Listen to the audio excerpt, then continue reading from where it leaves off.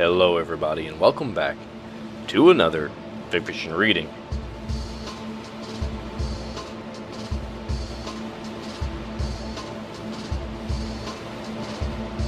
I'm Landon.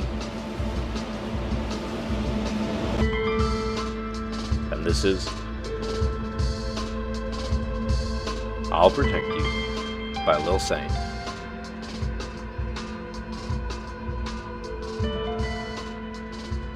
My Human.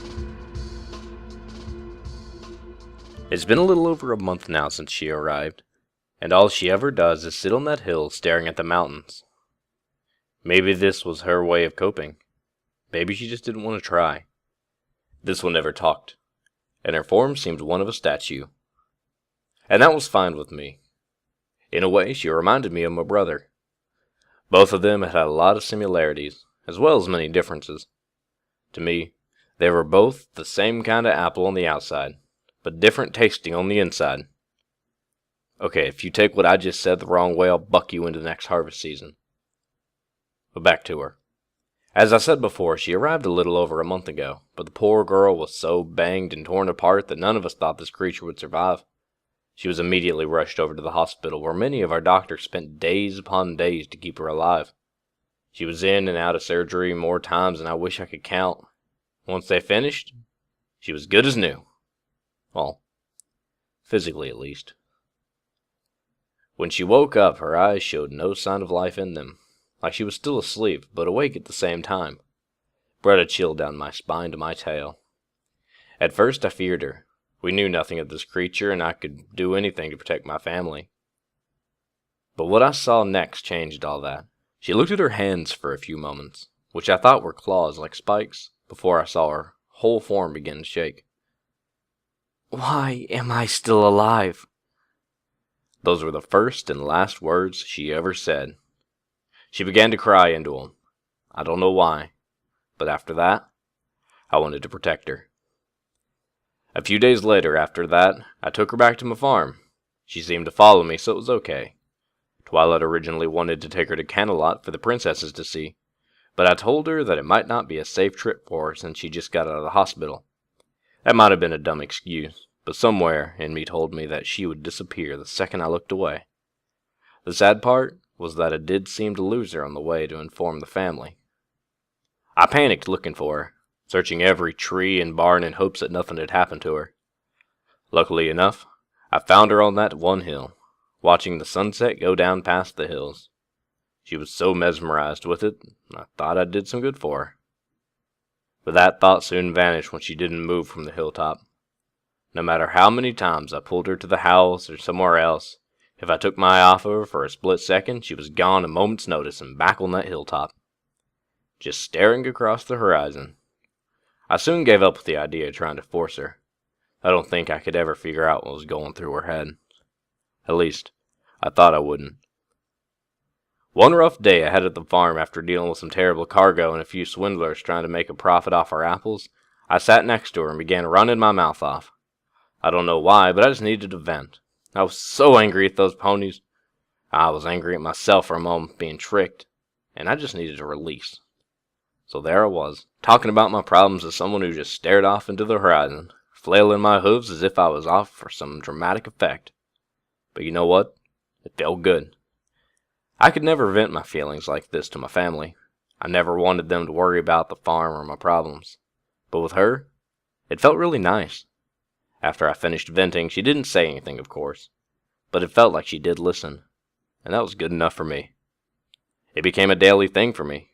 After working, I'd go up to that hilltop and talk about my day.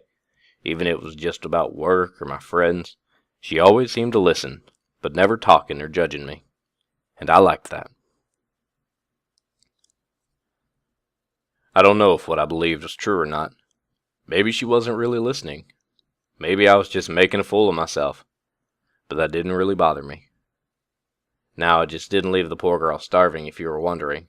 Every day I would leave a small basket of apples and a couple of water bottles. Every now and then I would make a pie or a sandwich, but I'd only see a few bites in those, while the apples she would only leave the stem and seeds left. Rarity, of course, being generous and all, took up the challenge of making clothes for her. Now at first they were all fancy clothes for events like the gala and such, but none of those were really comfortable from what I noticed from sitting and relaxing. So I convinced her to make some average loose and style clothes for her. Boy, that day there was a lot of shouting about looking your best and so on. Now I'm not saying she doesn't look good in those dresses. Even made my cheeks redder than the juiciest of apples. But I knew she wasn't comfortable sitting on that hilltop wearing those. So when I go to grab of what's left of the food I brought her earlier, I bring a pair of clean clothes, 2 towels, and some soap. She'll usually wash herself off at the nearby river on our farm. Don't know why she doesn't use the shower. Maybe they don't have 'em where she's from.